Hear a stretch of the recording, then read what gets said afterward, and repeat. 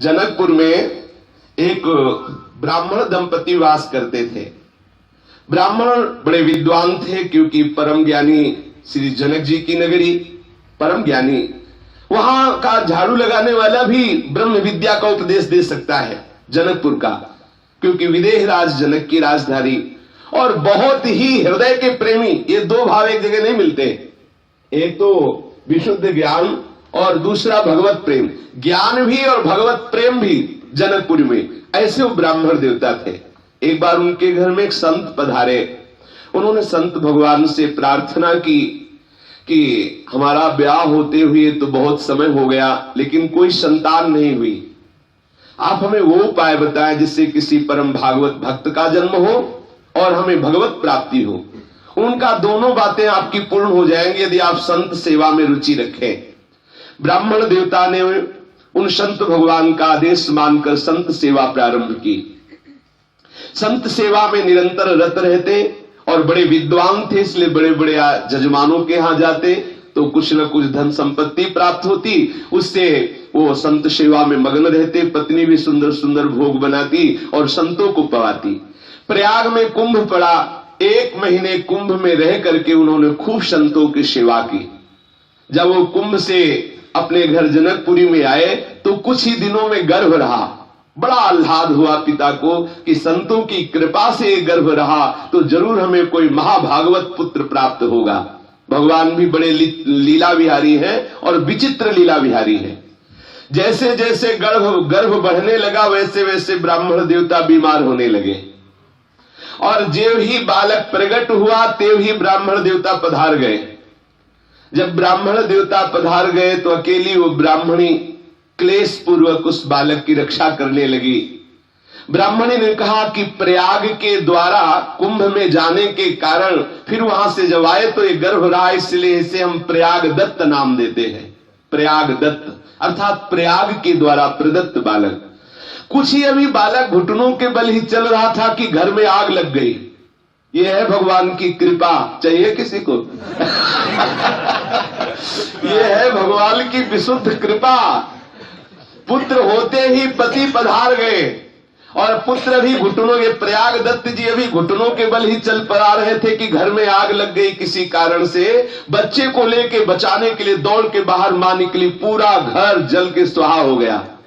अब तो पक्का हो गया कि बालक बड़ा ही अनिष्टकारी है।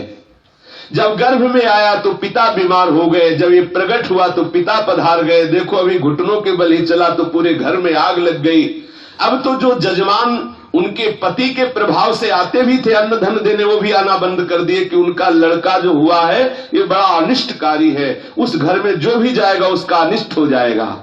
और ये पता नहीं कि ये लड़का कोई साधारण पुरुष नहीं, ये महापुरुष प्रकटा हुआ है। लेकिन बड़ी विचित्र लीला भगवान और भगवान के भक्तों की है।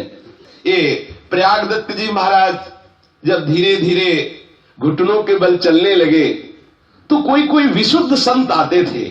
उस समय भी संत जन जो है वो भगवान की कृपा का परिचय जानते हैं।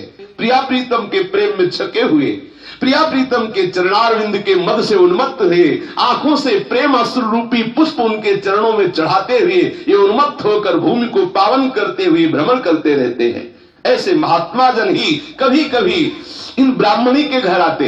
हालत ये स्थिति हो गई कि ठीक से पेट भरने की भी व्यवस्था नहीं रह गई, क्योंकि वही छोटा सा बालक प्रयाग दत्त, कोई जजमान आते नहीं। पंडित जी तो प्रभावशाली थे, जिनके प्रभाव से धन संपत्ति जजमान लोग देते थे। बड़े कष्टपूर्ण जीवन बीतने लगा। किसी भी तरह वो मांग करके कैसे भी, कोई कोई उदार ऐसे थे कि दे देते थे, जिससे बच्चे का पोषण और अपना पोषण करते थे। भगवान श्री कृष्ण की अद्भुत महिमा वही भगवान श्री राम के रूप में है, कोई दूसरे नहीं है। एक दिन वो बालक अभी 8 वर्ष का ही हुआ होगा। ये मात्र 200 वर्ष पहले की बात है। ये कोई 1000-2000 वर्ष पहले की बात, ये 200 वर्ष पहले की घटना है। 200 वर्ष पहले की बात है। वो बालक अपने मित्रों के साथ खेल रहा था। अच्छा, कोई मित्र सहज में बनता नहीं था, क्योंकि घर वाले सिखा देते थे प्रयाग दत्त के साथ मत खेलना, वो बड़ा अनिष्टकारी है। जो उसका मित्र बनेगा हो सकता है उसकी भी हानि हो जाए। तो 2-4 बच्चे बड़े हे भाव से प्रयाग दत्त को देखते खेलते थे। एक दिन क्या हुआ कि एक बहन बुलाने आई किसी और भाई को और कहा, चलो तुम्हें आज पता नहीं राखी का त्योहार है। प्रयागदत्त जी दूर से चुपचाप खड़े सुन रहे हैं, राखी का त्योहार है। तो प्रयागदत्त ने सोचा है राखी का त्योहार क्या होता है। बहन हाथ पकड़ के ले गई और वो चुपचाप छुपे हुए गए, दरवाजे से झांक के देख रहे हैं कि बहन तिलक लगा रही, राखी बांध रही, मिठाई पवा रही, दुलार कर रही। ये भाग के घर आए और अपनी मां से कहा कि मां, क्या हमारे दीदी नहीं है क्या? सब भाइयों को आज राखी बांध रही उनकी दीदी, क्या हमारे जीजी नहीं है, हमारे दीदी नहीं है? क्या हमारे भाग्य से नहीं कि हमें कोई राखी बांधेगी? मां का हृदय भर आया कि वैसे ही हम गरीब हैं, इसकी सुख सुविधा नहीं कर पा रहे, और आज ये ऐसा प्रश्न कर दिया कि इसका क्या उत्तर। तत्काल ध्यान आया, क्योंकि सब जनकपुरवासी जो वयोवृद्ध होते हैं जानकी जी को अपनी बेटी मानते हैं, और जो नवयुवक होते हैं या नवयुवती होती है वो अपनी बहन मानती है। देखो पूज्य श्री भक्तमाली नारायण दास जी महाराज श्री जानकी जी को अपनी दीदी मानते थे, इसलिए उनको मामा जी कहते थे। ये अद्भुत मामा जी हैं जिनका हम नाम चर्चा कर रहे हैं, प्रयागदत्त जी। प्रयागदत्त से कहा कि बेटा तुमको किसने कह दिया कि तुम्हारे दीदी नहीं है? तुम तो ऐसी दीदी के भैया हो कि किसी की ऐसी दीदी नहीं है। तो उन्होंने कहा कि मां, तुम मेरी दीदी कभी हमको दिखाई नहीं दी, कभी तो आती ना, आप हमको फुसला रहे। नहीं बेटा, चूंकि हमारे जो दामाद है ना, तुम्हारे जो जीजा जी है ना, वो बहुत बड़े राजा हैं, बहुत उनको कार्य रहता है और दीदी उनकी सेवा में रहती, इसलिए वो आ नहीं पाते हैं। तुम्हारे जो जीजा है वो अयोध्या के बहुत बड़े राजा हैं, और तुम्हारी जो दीदी है ना वो उनकी समीपता के सुख में निमग्न रहती, इसलिए वो कभी आप नहीं पा रही, लेकिन तुम्हारी दीदी सबसे बड़ी दीदी है। बोले मां, मुझे दीदी के पास जाना है, देखना है हमारी दीदी कैसी है। हमारे जीजा का तुमने नाम क्या बताया? बोले वो चक्रवर्ती सम्राट, उनका श्री राम नाम है। बड़ा सुख मिला। अरे इतने बड़े हमारे जीजा, और हमारी दीदी का क्या नाम है? बोले जानकी जी नाम है। हृदय में अपार सुख मिला। एक कोमल हृदय वाला बालक स्वीकार कर लेता है कि हमारी दीदी जानकी जी और हमारे जीजा श्री राम जी। मां, मुझे अवधपुरी जाना है, अपने जीजा से अपनी जीजी से मिलना है, मुझे अपनी दीदी से राखी बंधवानी है। मां ने कहा थोड़ा सयाने हो जाओ, यहां से जनकपुर से प्राय अवध नगरी में जाते ही रहते हैं लोग, हम आपको उनके साथ भेज देंगे, लेकिन अभी 2-4 दिन में। बोले मां देखो मैं बड़ा हो गया, मुझे दीदी के पास भेज। जैसे नामदेव जी करते थे, नामदेव जी के नाना को कहीं जाना था तो जब सेवा में देखते तो कहते नाना जी हमको भी सेवा में, तो कहते देखो कभी ऐसा अवसर मिलेगा तो बताएंगे। उनको कहीं जाना था ना तो हम 2-3 दिन के लिए बाहर जाते, हम तुम्हें सेवा में रख देंगे, थोड़ा तुम बड़े हो जाओ। वो रोज सुबह उठ के जाते, बोले नाना जी देखो मैं आज बड़ा हो गया, आज मुझे सेवा में रखो। ऐसे ही 2-4 दिन बीतने पर कहते मां देखो मैं बड़ा हो गया, अब मुझे दीदी के पास जाने दो। मां उनको काफी समय तक टालती रही। एक दिन देखा कि वो बिरज गए, बालक ही तो थे। कैसे महाभाग! यही है संतों की कृपा का फल, यही है संतों की सेवा का फल। प्रयागदत्त जी रोने लगे, नहीं खाऊंगा, नहीं पीऊंगा, जब तक मैं अपनी दीदी से नहीं मिलूंगा तब तक नहीं खाऊंगा, मुझे अपने दीदी से मिलना है। बलिहारी है ऐसे भाव की, ऐसे दृढ़ संबंध की। मां को विवश होना पड़ा। जनकपुरी में पता लगाया कि कुछ भगत लोग अवधपुरी जा रहे थे, उनको आत्मबल मिला कि अपने इस 8 वर्ष के बालक को उनके साथ कर देंगी तो सुरक्षित अयोध्या पहुंचा देंगे और कनक भवन में सियाराम के दर्शन करा के पुनः लिवा लाएंगे। ऐसी भावना से उन्होंने कहा देखो बेटा, जब हमें तुम्हें भेजना ही है दीदी के पास तो 1-2 दिन और रुक जाओ, हम कोई व्यवस्था कर ले, क्योंकि बेटी के यहां जब जाया जाता है तो कुछ न कुछ दिया जाता है। प्रभु प्रेम को ही पाते हैं। ये जो अंदर से भाव उठ रहा है ना कि हमें अपने प्रभु को कुछ पवाना है, इसी भाव के अधीन हो जाते हैं प्रभु।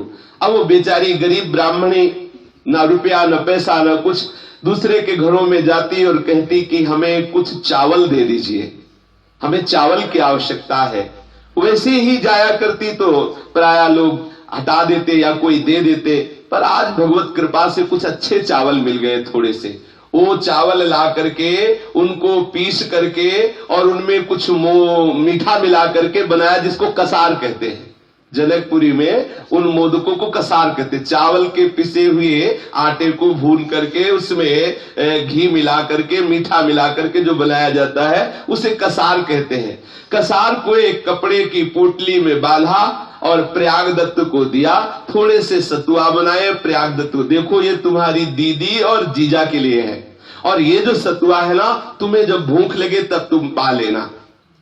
प्रयागदत्त तो इतने उन्मत्त हो रहे हैं कि हम अपनी दीदी से मिलेंगे, जीजा से मिले, बड़े उन्मत्त। जो कोई जनकपुरी के भक्त परिकर अवधपुरी जा रहे थे उनके साथ कर दिया। अब प्रयागदत्त को चैन कहां कि उनकी जैसी भावना से चले, वो तो अपनी भावना, उनको तो लग रहा था अगर हमारे पंखे हो तो अभी उड़ जाऊं, ऐसी व्याकुलता। उन्होंने सोचा कि हमें दीदी से मिलना है, पता नहीं कितने दिनों में पहुंचेंगे, उनका साथ छोड़ दिया, वही पोटली कसार की, और बस दीदी के चिंतन में हमारी दीदी जानकी जी, हमारे जीजा जी राम जी कितनी जल्दी पहुंचू, बस भाग दौड़ना। जब थक जाते तो थोड़े सतुआ घोर करके पी लेते और फिर भागते। कई दिनों में जनकपुरी से वो अवधपुरी आए। जब अयोध्यापुरी में आए तो प्रयागदत्त देख करके अवधपुरी बहुत प्रसन्न है कि ओहो हमारे जीजा की राजधानी है, हमारे जीजा। और पूछा था मां से कि उनको सब कोई जानता है क्या? बोले सब कोई जानता है उनको। अब जिससे पूछते कि हमारी दीदी जानकी जी कहां रहती है, तो अवधवासी देखते छोटा सा 8 वर्ष का बालक हंस देते, तुम्हारी दीदी तो तुम्हारे जीजा का क्या नाम? बोले श्री राम। बोले हाँ वो महल है, चले जाओ। तो दौड़ के जाते कनक भवन में, जब देखते तो पुजारी से पूछते हमारी दीदी कहाँ है, हमारे जीजा कहाँ है?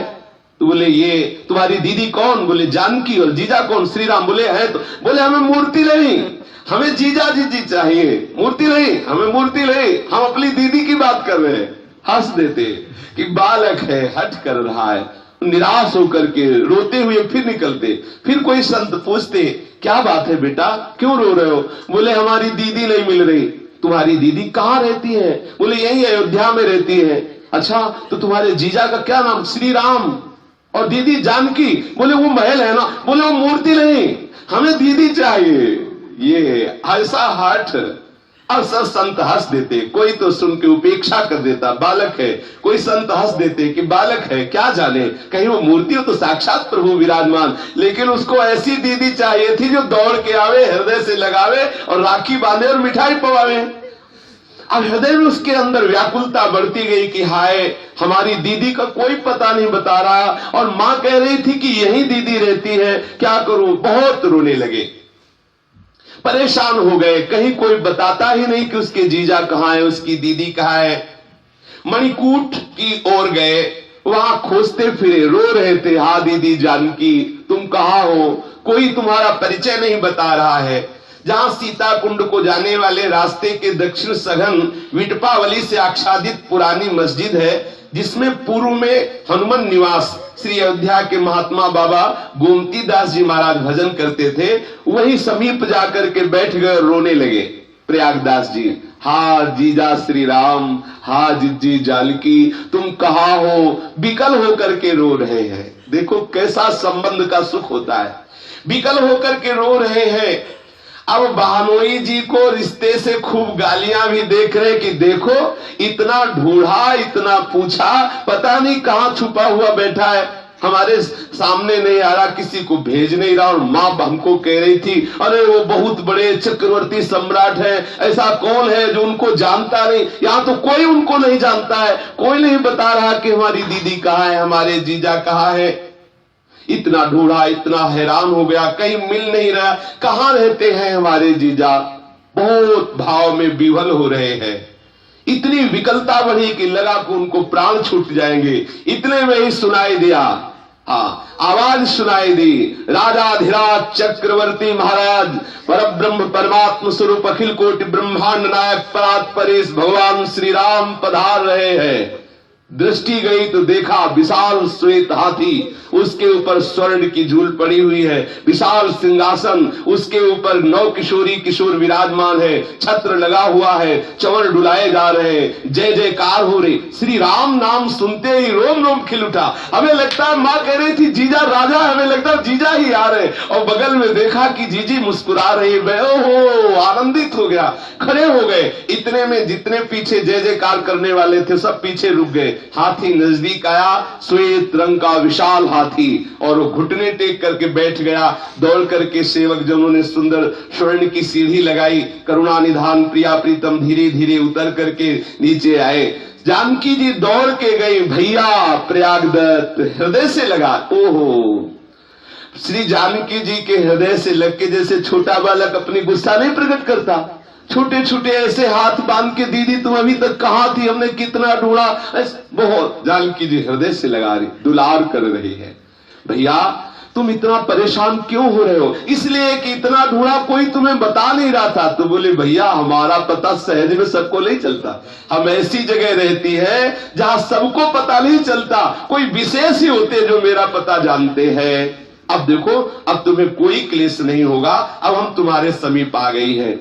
जानकी जी ने पहले उनकी भावना के अनुसार राखी बांधी, और जानकी जी ने कहा अच्छा मिल चुके, अब हमको ये बताओ कि माँ ने हमारे लिए क्या भेजा है।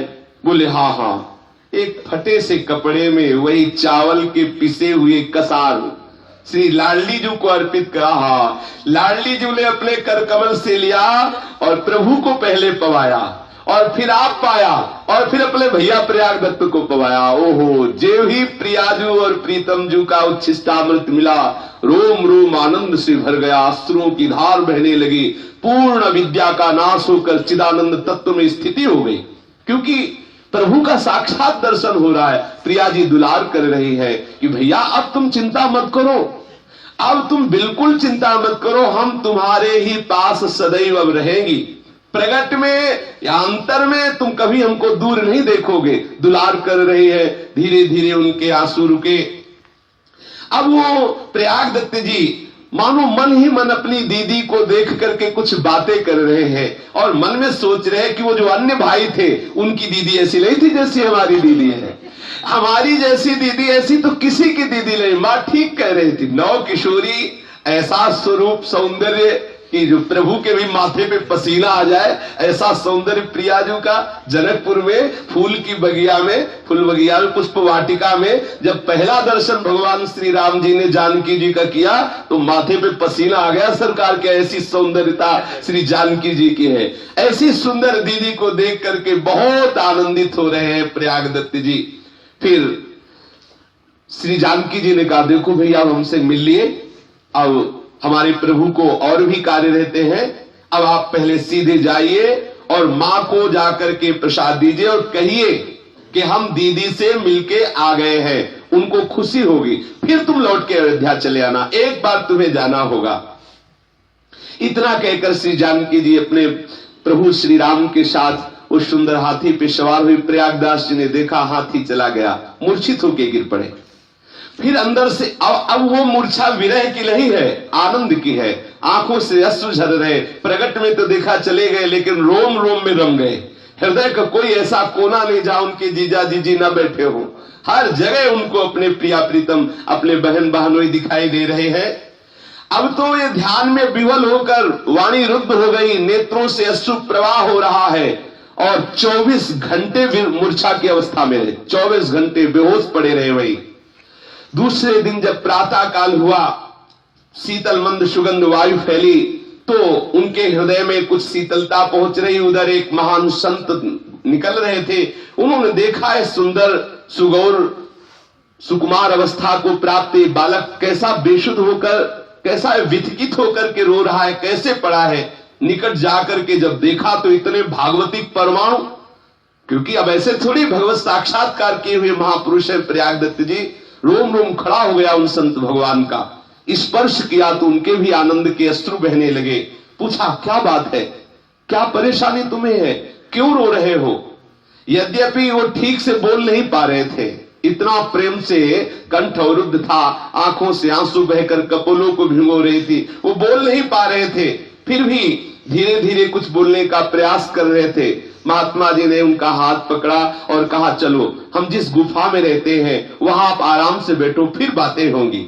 गुफा में ले गए, प्रयागदत्त को वहां विराजमान किया, मुंह धोया, सुंदर जल पिलाया, सावधान करते हुए पूछा, क्या हो क्या गया?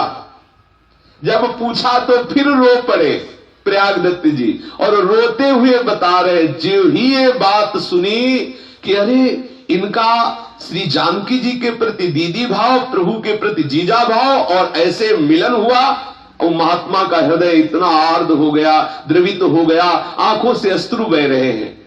प्रयागदत्त के भी आंखों से अश्रु बह रहे और महात्मा जी के भी आंखों से अश्रु बह रहे। कुछ देर तक कोई नहीं बोल पा रहा, ना महात्मा जी बोल पा रहे हैं, ना प्रयागदत्त जी बोल पा रहे हैं। को किछु कहिय न को किछु पूछा, प्रेम भरा मन निज गति छूछा। अपार आनंद में दोनों महापुरुष डूब रहे हैं। थोड़ी देर के बाद महात्मा जी भगवत स्मरण करते हुए अपने को सावधान किया और प्रयागदत्त जी से कहा कि आप जैसा महाभाग्यवान हमें लगता है इस भूतल पर कोई नहीं होगा, जिसको स्वयं महामहिमामयी श्री जानकी जी दुलार करके अपना भैया कह के हृदय से लगाया। हम सब जानकी को मां मानते हैं, प्रभु को पिता मानते हैं। आज से तो हमारे मामा जी हुए, क्योंकि जानकी जी के भाई कौन होंगे? जो जानकी जी हमारी माँ के भाई कौन होते? मामा होते, छोटे से मामा जी।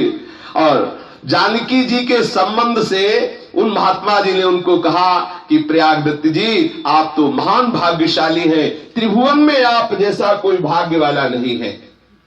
घड़ी रात गई, बातें सियाराम जी की ही चल रही थी। इतने में देखा बड़ी सुंदरी सुंदरी कुछ नौ किशोरी आई और उन्होंने कहा, लो ये कुछ भोग प्रसाद है, 2 थाल स्वर्ण की थी, इनको पाओ, आज हमारे घर में कोई उत्सव था, उसी का हम प्रसाद लेके आए हैं। महात्मा जी ने समझा कि किसी अयोध्या में किसी घर में उत्सव हुआ होगा तो कोई और वो थालें जो थी बड़े बड़े पत्तों से ऊपर से ढकी हुई और नीचे भी पत्तल बिछाकर सामग्री रखी गई थी।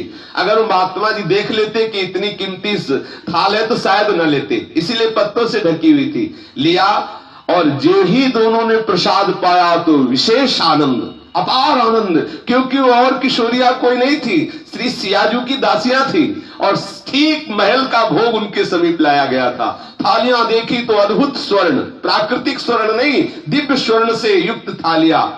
दोनों महापुरुषों ने प्रसाद पाया और पूरी रात भगवत चर्चा में, श्री सियाराम जी की चर्चा में व्यतीत हुई।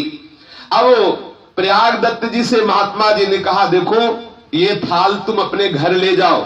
अरे बोले, तुम्हें समझ भी है कि नहीं? हमारी माँ हमको बहुत डांटेगी, हमारे यहाँ बेटी का कुछ नहीं लिया जाता, हमारे यहाँ बेटी का कुछ लिया नहीं जाता, बेटी को दिया जाता है। ठीक है हमारी माँ के पास गरीबी है नहीं कुछ, तो भी माँ हमें डांटेगी। ये थाल आप अपने पास रखो, हम घर नहीं ले जाएंगे। वो कितनी निष्किंचनता उस महात्मा जी के भी अंदर है। उन्होंने कहा, ये थाल हमारे प्रयोग की नहीं, ये तो प्रभु की है, इनको हमें नहीं रखना, हमें भी अपने पास नहीं रखना है। महात्मा जी और मामा जी दोनों कितने निष्किंचन हैं कि उस दिव्य स्वर्ण की तरफ तनिक भी आकर्षण नहीं हुआ। सहृदय मामा जी और सहृदय महात्मा जी दोनों एक दूसरे के नेत्र में नेत्र मिलाए हुए थोड़ी देर डूबे रहे श्री प्रिया प्रीतम के चिंतन में, लोकोत्तर प्रेम का रसास्वादन कर रहे हैं। दोनों के शरीर दिव्य हो रहे हैं क्योंकि दिव्य प्रसाद पाया है। सारा श्रम दोनों का जन्म जन्मांतरों का जो भटकने का था खत्म हो चुका है। अपार आनंद में दोनों निमग्न हैं। प्रातः काल प्रयागदत्त जी विदा होने के लिए आगे प्रणाम किया महात्मा जी को। महात्मा जी ने मामा जी को हृदय से लगाया। वहां से प्रयागदत्त जी अंदर ही अंदर अपनी दीदी का चिंतन करते हुए, जीजा का चिंतन करते हुए प्रयागदत्त जी ने अयोध्या को प्रणाम किया और जनकपुरी की तरफ प्रस्थान किया। और महात्मा जी ने उन स्वर्ण की थालों को लेकर गणेश कुंड में डाल दिया कि हमको प्रभु का प्रेम चाहिए, ये प्रभु का वैभव नहीं चाहिए। अपनी दीदी और जीजा की भावना में मस्त प्रयागदास जी जनकपुरी पहुंचे। माता ने देखा कि प्रयागदास जी के रोम रोम से तेज प्रकट हो रहा है।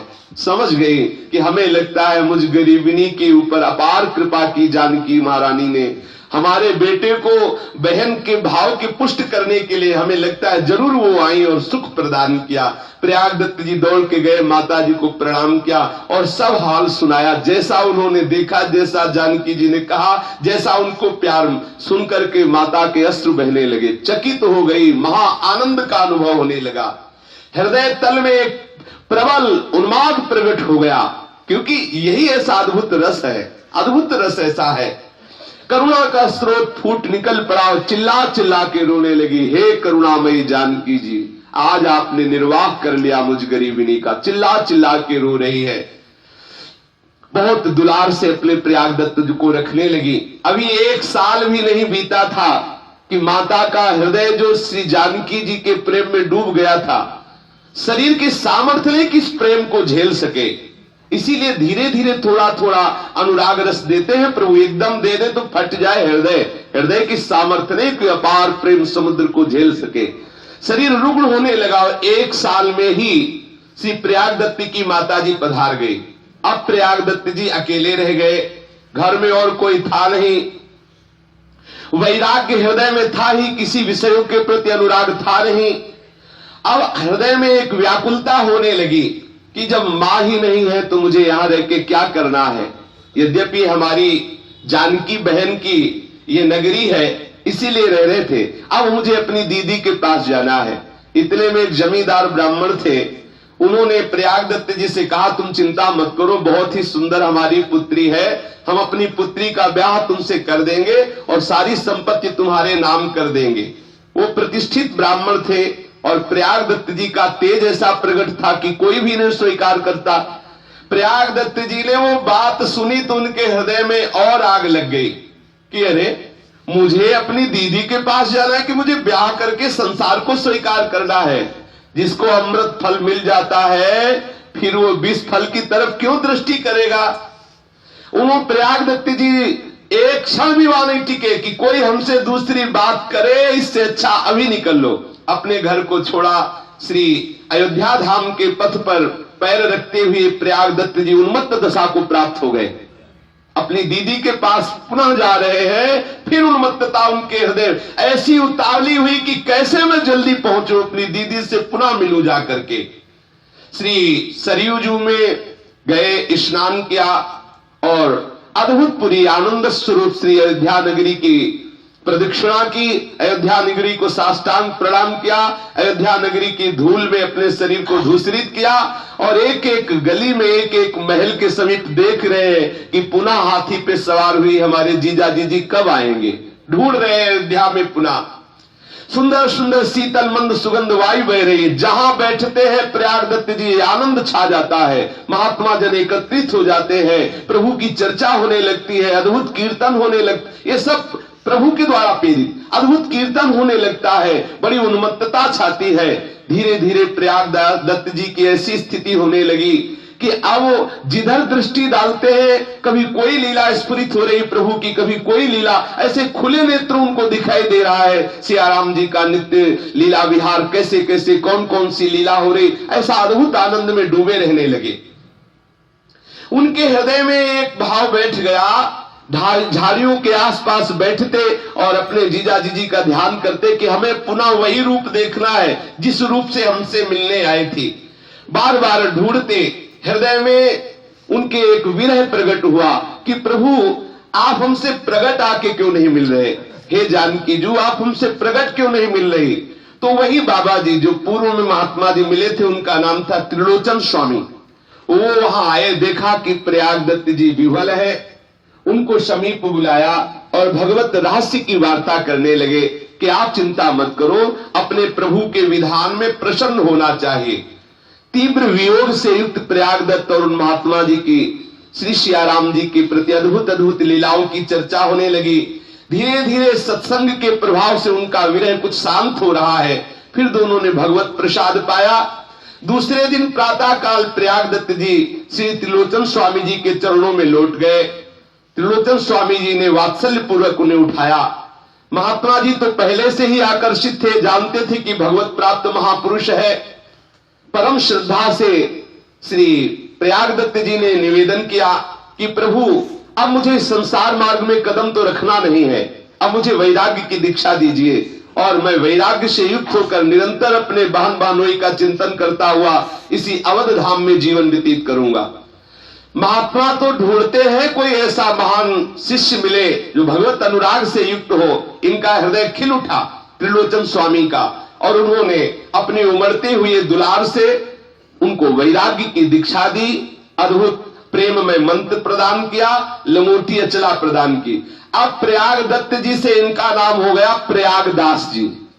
यद्यपि शिष्य भाव से थे, फिर भी वो भी महात्मा इनको मामा जी कहते थे, क्योंकि जानकी जी को सब प्राया मां की भावना से कि सियाराम जी हमारे माता पिता है तो हमारी अम्मा के भाई मामा ही तो होंगे, तो इसीलिए सब इनको, अब जो भी महात्मा सुनता है इनकी महिमा तो इनको सब मामा जी कहते। अब पूरी अयोध्या में मामा जी, अब जो भी आता बोले मामा प्रयागदास जी। अब जिस गली से निकलते तो छोटे छोटे लड़के जो अयोध्या के बच्चे थे वो मामा जी मामा, और ये उन्मत्त एक अचला ओढ़े एक अचला लगाए बड़ी मस्ती में, तो इनके साथ खेलते, कोई इनको छेड़ता मामा जी, और सब भूल गए, सब मामा जी, बड़े बूढ़े सब मामा जी, इसीलिए इनका नाम मामा प्रयागदास जी हुआ। इनके हृदय के समस्त कमल खिल उठे थे, क्योंकि जिसके हृदय में ऐसा प्रभु से संबंध होता है, प्रभु का साक्षात दर्शन हो जाता है, अब उसको कुछ करना बाकी नहीं रहता। कुछ रात गए, प्रयागदास जी की दशा कुछ ऐसी चढ़ी कि वे सोते ही उठ पड़े और बीहर जंगल में जाकर घूमने लगे। फिर तो यही ढंग रहा, नींद नाती निकल पड़ते, देखते कहीं किसी लीला का चिंतन करते, कभी प्रभु की किसी और लीला का चिंतन करते, जिधर निकल जाते उधर ही चलते चले जाते, कहां जा रहे हैं कुछ होश नहीं है, कब खाया कब पिया कोई होश नहीं, वस्त्र है कि नहीं कोई होश नहीं है, निबंध है अपने प्रभु के प्रेम में। दिन के दिन रात की रात का कोई पता नहीं, कब रात हुई कब दिन गया। ऐसी दशा में न खाने की सुध, न पीने की सुध, न और कोई चिंता, न सोने की परवाह, ये अखंड योग निद्रा में स्थित है, अखंड भाव दशा में स्थित हो चुके हैं। कोई प्रेमी दुलार करके मामा जी को हाथ से पवा देता तो पा लेते। ऐसी परमहंस स्थिति थी कि इनको ये याद भी नहीं रहता कि हमें भोजन पाना है, जब कोई बहुत बार कहता इनके मुंह में कवल देता तो पा जाते। कुछ ऐसी स्थिति पूज्य राधा बाबा की भी देखी गई है। ऐसे कितने महापुरुष हुए जिनको भगवत प्रेम आवेश में शरीर की शुद्धि नहीं रहती थी। बिखरे हुए केस, शरीर में अवध की धूल लगी हुई, आंखें चढ़ी हुई, उन्मत्त श्री सियाराम जी के प्रेम में गलियों में अयोध्या के घूमते रहते। आसपास के जो ही देखते खड़े हो जाते और इनका सम्मान करते, क्योंकि अभी कोई विशेष अवस्था नहीं है, लेकिन विशेष स्थिति है इनके हृदय में। दिव्य देह और दिव्य भाव दोनों भी प्रयागदास जी के पास थे। उनका शरीर भी दिव्य हो गया था और उनका भाव भी दिव्य था। श्री हरि के प्रति जिसका ऐसा भाव होता है वो जगत का बंदनी हो जाता है, त्रिभुवन उसकी वंदना करता है। हृदय देश में जब प्रीतम बसा हो तो उसको देव देव कहते हैं। वही सर्वदेव में जिसके हृदय में प्रीतम विराजमान हो जाते हैं, प्रकट हो जाते हैं प्रभु। ऐसे उन्मत्त होकर प्रयागदास जी अयोध्या की गलियों में भ्रमण कर रहे थे। परमहंस प्रयागदास जी प्रेम पागल लोग के कौतूहल के विषय बनते जा रहे थे। कुछ मनचले लोग प्रयागदास जी के पीछे जाते, कोई अचला खींच रहा है, कोई कुछ छेड़ रहा है, ऐसे करते और प्रयागदास जी बस मुस्कुरा देते। जो पहुंचे हुए जन थे वो तो जानते थे, और जो ऐसे साधारण जन थे वो उनको ऐसे छेड़ते, उनको परेशान करने की चेष्टा करते। लेकिन ऐसी उन्मत्तता प्रेम की थी कि इसका कोई प्रभाव उनके ऊपर न पड़ता। उनकी नशीली आंखों में एक विलक्षण चमत्कार था। कभी उनकी आंखों से आंसू बह रहे, कभी आंखें ऊर्ध्वगति आकाश की तरफ देख रही है। चाहे कोई कितना भी साधन कर ले, बिना संबंध के ऐसी स्थिति ले जाती। इसीलिए अपने वृंदावन धाम में इस संबंध की महिमा है कि आपका प्रभु से संबंध क्या है। सिद्ध सदगुरु की कृपा और प्रभु का भगवत साक्षात्कार किए हुए ये प्रयागदास जी उन्मत्त होकर विचरण कर रहे थे। एक बीहर स्थान को देखा तो भाव चढ़ गया कि हमारे जीजा जीजी को तो अवध के मालिक दशरथ जी ने वनवास दे दिया कैकेयी के कहने पर। अरे जीजा तो समर्थ है, हमारी जीजी इतनी सुकोमल, नंगे पैरों। बड़ी व्याकुलता हुई। कि अरे हमारे जीजा जीजी को नंगे पैरों से वन में टहलना पड़ रहा है। अब जो भी आता तो इस भाव से देखते कि कोई भेंट चढ़ा दे, तो अब सिद्ध संत उनकी भावना के अनुसार भेंट चढ़ने लगी, बस भेंट अपने अंगोछा में बांधने लगे। जितने पैसे मिलते बड़े प्यार से बांधने लगे। जब लोगों ने देखा पैसे लेने लगे तो और चढ़ने लगे पैसे। काफी मात्रा में उन्होंने पैसे इकट्ठा किए। फिर उन्होंने 3 जोड़ी जूते बनवाए, 3 जोड़ी बढ़िया सुंदर जूते बनवाए, श्रृंगारित करके बढ़िया बढ़िया उनमें बूटे सजा करके सोने चांदी के ऐसे सुशोभित ऐसी पादुकाएं देखते ही सुख का अनुभव हो। 3 पादुकाओं की रचना करवाई, जितनी बढ़िया बन सकती थी उतनी बढ़िया बनवाई। फिर 3 सुंदर तोषक बनवाए और 3 सुंदर पलंग बनवाए, क्योंकि श्री लक्ष्मण जी और प्रभु श्री राम और उनकी बहन श्री जानकी जी तीनों वनवास में ना 3 जोड़ी जूते, 3 पलंग और 3 तकिया और गद्दा व्यवस्था की उस पैसों से। और बड़े विचित्र तीनों ऐसे क्रम से पलंग बनवाए, बड़ा वाला राम जी के लिए और फिर छोटा वाला जानकी जी के लिए, उससे छोटा लक्ष्मण जी के लिए, और तीनों एक के ऊपर एक सेट, उसके ऊपर गद्दा तकिया, उसके ऊपर जूता अपने सर पे रखा। और कहां जा रहे हैं? चित्रकूट। जीजा जिज्जी और जिज्जी के देवर तीनों नंगे पैर न रहे, इसलिए जूतियां पूरा। ये है अलमस्तों की मस्ती, ये है भगवत प्रेमी महात्माओं की महिमा। अब वो बड़े भाव से एक के ऊपर एक रखे और मस्ती से, बड़ी मस्ती से झूमते हुए जाके डांट लगाएंगे कि खुद तो परेशान है ही, हमारी जीजी को भी परेशान कर रहे हैं। अरे बनवास तुम्हें दिया था, तुम जाते, हमारी जीजी को क्यों ले गए? अंदर ही अंदर के बस मिलते ही उनको डांट लगाएंगे। मस्त होकर के जा रहे हैं। अब मामा जी वहां से 3 पलंग ला दे, देख ले भाव की दशा। अयोध्या से 3 पलंग और 3 गद्दा और उसके ऊपर तकिया, उसके ऊपर 3 जोड़ी जूते रख के अलमस्ती से जा। खाना न पीना, पहले जीजा को जूते पहना ले, जीजी को पहना ले, उनके पलंग और आराम करे, फिर पानी पिएंगे। ये है मस्ती, ये है संबंध की। इसी में तो प्रभु रिझते, इसी का तो प्रभु इंतजार करते कि कोई हमारे लिए इतना तड़पे। अब चित्रकूट में पहुंचे, जहां चित्रकूट में देखते कहीं कुसा, कहीं कांस, कहीं कंकर, तो उनका हृदय छिल जाता है। हमारी दीदी ऐसे रास्तों पे चल रही नंगे पैर, और बानोई को कोसते कि ये कितने निर्दयी है जो हमारी इतनी सुकुमार दीदी को भी नंगे पैर चला रहे। जब स्फटिक शिला के उस परम रम्य प्रदेश में पहुंचे तो उनका हृदय शीतल हुआ। अब तीनों पलंग स्फटिक शिला के पास बिछाए, तकिया रखे, गद्दा बिछाए और जूती रख करके इंतजार कर रहे हैं कि जीजा और जीजी और उनके देवर जी यहां पधारे। बैठे इधर उधर देख रहे, जब देखा कि नहीं आ रहे तो सोचा कि शायद है कि हमें देख के सकुचा रहे हो, तो एक झाड़ी में जाके बैठ गए। प्रभु भाव को देखते हैं, वही वनवासी स्वरूप भगवान श्री राम का, वही लक्ष्मण जी का, वही जानकी जी। देखो कितनी भाव की दशा। पहले देखा राजाधिराज का स्वरूप, अब देखा वनवासी श्री राम, वनवासी श्री लक्ष्मण जी और जानकी जी। आंखों में आंसू, रोमकूप जो है खड़े हो गए देखते ही। भाग करके दौड़ के गए और कहा कि कहां हमारी जीजी को लिए डोल रहे हो? देखो कितनी कैसी कठोर भूमि, कितने सुकोमल चरण। जानकी जी राम जी की तरफ देख रही है, राम जी जानकी की डांट लगा रहे राम जी को कि आपको सोचना चाहिए ना कि चलो आप ठीक है, समर्थ हो, लेकिन क्या कमी थी वहां अयोध्या से आप इनको लिवा लाए? अरे आप बनवास जाते, हमारी दीदी को क्यों बनवास ले आए?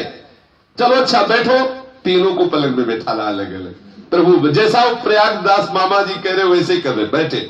चलो जानकी जी से कहा कि आप पहले अपने चरण लाओ। नहीं नहीं, पहले जीजा को पहनाया जाता है। अच्छा तो पादुका ली, पहले जीजा श्री राम को पहला। देखो कितने बड़े भाग्य। ये मत समझो कि कोई कथा हो रही, 200 वर्ष पहले की बात। आज भी ऐसे कितने भक्त हैं जिनके साथ ऐसे प्रभु लीला विहार करते। मामा जी ने सुंदर पलंगों में अपने जीजा जी और लक्ष्मण जी को बैठाला, तीनों को पादुकाएं पहनाई और दूर हट करके देख रहे शोभा। कैसा वो वनवासी स्वरूप प्रभु का, नव किशोर अवस्था है, करोड़ों काम मूर्छित हो जाए ऐसा स्वरूप है।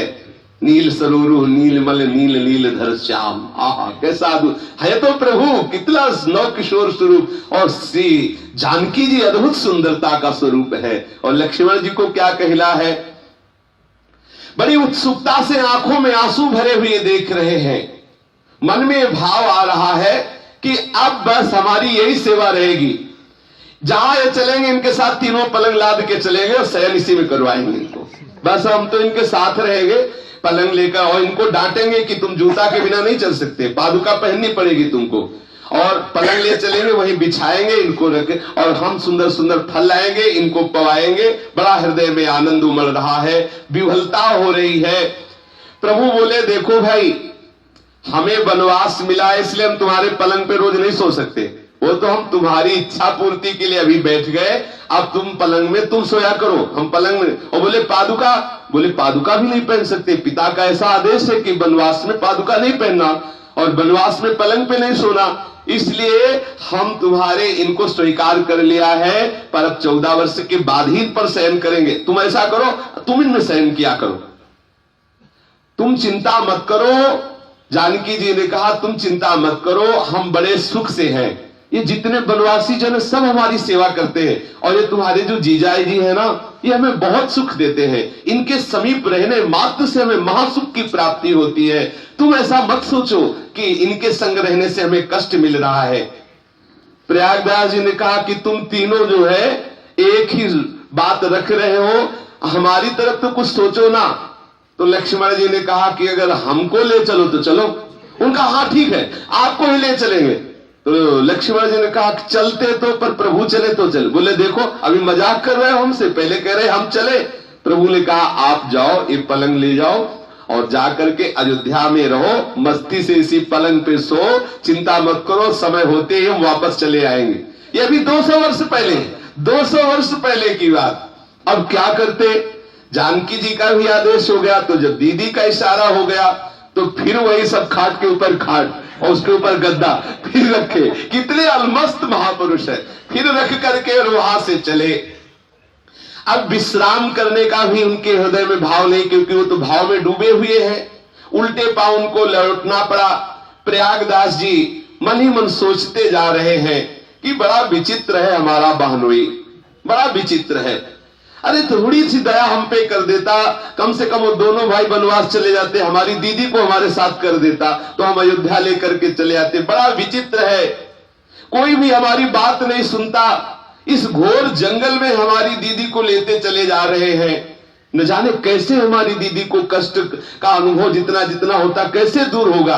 बड़े नेमी बनते हैं, कहते पलंग में नहीं बैठेंगे, मुझे साथ नहीं लिया, कहते हमको किसी को साथ नहीं रखना है। लौटने की बात कही तो बड़े चतुरताई दिखा रहे कि हमको अपने पिता की आज्ञा पालन करनी है। कह रहे जंगल में बड़ा सुख है। अरे माना हरे भरे पेड़ पल्लव है, जब हमारी दीदी पंछियों को देखेंगी, हिरन को देखेंगी तब तो सुखी होंगी, लेकिन जब बाघ को देखेगी तब मन में सोच रहे, वापस तो हो रहे, बोले जब बाघ को देखेंगी तब। देखो कितने कुछ काटे हैं ये, इनको तो कुछ पता नहीं चलता। जहां सोने के महलों में सुंदर सुंदर सैया पे हमारी दीदी भोली भाली है, वहां शयन करती थी, अभी फुसला के ले आए और जंगलों में भटका रहे हैं। बस मन ही मन अपने बालोई श्री राम जी के प्रति प्रयागदास जी अंदर से गुस्सा हो रहे हैं, और हमको जबरदस्ती लौटा दिया अयोध्या को पास। ये छोटा वाला भी बड़ा खोटा है, कह रहे था कि हम चलेंगे साथ, लेकिन वो भी हमारे साथ मजाक कर दिया और चले रहे। बड़े मुस्कुराते हुए प्रभु देख रहे प्रयागदास जी को, सब ऐसे ही लादे प्रयागदास जी अवध की तरफ चल रहे। मंदाकिनी चित्रकूट में स्नान किया, प्रयागदास जी ने पुनः अपना वो पलंग आदि को उठाया। अब वो पलंग थोड़ी है, फूल से भी कम वजन वाला, क्योंकि उसमें प्रभु विराजमान हो चुके हैं, वो चिदानंदमय है, आनंद स्वरूप है। अयोध्या की तरफ चले तो थोड़ा ही चले तो देखा अवध आ गई। तो उन्होंने कहा अभी तो नहा के हमने चित्रकूट में पलंग रखा, हमें लगता है कि हमें होश नहीं रहा, हम कई दिन से चल रहे हैं और अवध आ गए सामने। जीजा जीजी की कृपा से चलना नहीं पड़ा, चित्रकूट से सीधे अवध धाम। कई दिनों तक वो ये बकते रहे अपने जीजा जी को। जो भी संत महात्मा मिलते बस उनसे यही शिकायत करते कि बड़े विचित्र है, बड़े कठोर है, हमारी दीदी को जंगल में भटका रहे हैं, ऐसा वैसा। और महात्मा जन सुन सुन करके आनंदित होते कि मामा जी कितने महाभाग्य में स्थित, कितने महाभाग्यशाली है कि अपने श्री सियाराम जी के ऐसे प्रेम में उन्मत्त है। अब ये क्या करते कि पलंग के ऊपर पलंग, पलंग के ऊपर पलंग, उस पे गद्दा बिछा के और जैसे राजा महाराजा और क्या ठाठ से सोते। कभी कभी कोई महात्मा कहते कि प्रयागदास जी तुमने विरक्त भेष तो ले लिया, कुछ भजन वजन नहीं करते? मामा भांजे का कुछ लगता है ऐसा, कभी कभी कोई विरोध कर देते। तो प्रयागदास जी उस दिन जिस दिन विरोध किया संत ने, तो नीम के नीचे अपना वो पलंग के ऊपर पलंग ऐसे, और एक करवा रखते थे मिट्टी का जिसमें जल, उस पलंग के तीन पलंग के ऊपर तोसा गद्दा सब बिछा आराम से लेटे हुए थे। किसी महात्मा ने विरोध कर दिया कि प्रयागदास जी तुम विरक्त भेष ले लिए, कुछ भजन नहीं करते? तो बोले अरे तुम भजन की बात कर रहे हो, नीम के नीचे खाट बिछी है, खाट के नीचे करवा, प्रयागदास मस्ता सोवे राम लला का सरवा, प्रयागदास मस्ता सोवे राम लला का सर। अरे बोले पता है हम किसके साले हैं? बोले किसके? बोले श्री राम जी के। अब हमें भजन करना, और वास्तविक जिसका संबंध दृढ़ हो गया उसको भजन करना पड़ेगा। भगवत प्रसादी स्वरूप पलंग में बादशाह की तरह पड़े रहते हैं। जब कोई बात करता है तो पता है हमारे जीजा चक्रवर्ती सम्राट श्री राम और हमारी बहन जानकी जी इसी ठसक में अयोध्या में पूरा आनंद मंगल करते हुए वो भगवान के नित्य साकेत धाम को गए और सदा सदा के लिए अपने जीजा जीजी की सेवा में रत हो गए। श्री राधा वल्लभ लाल की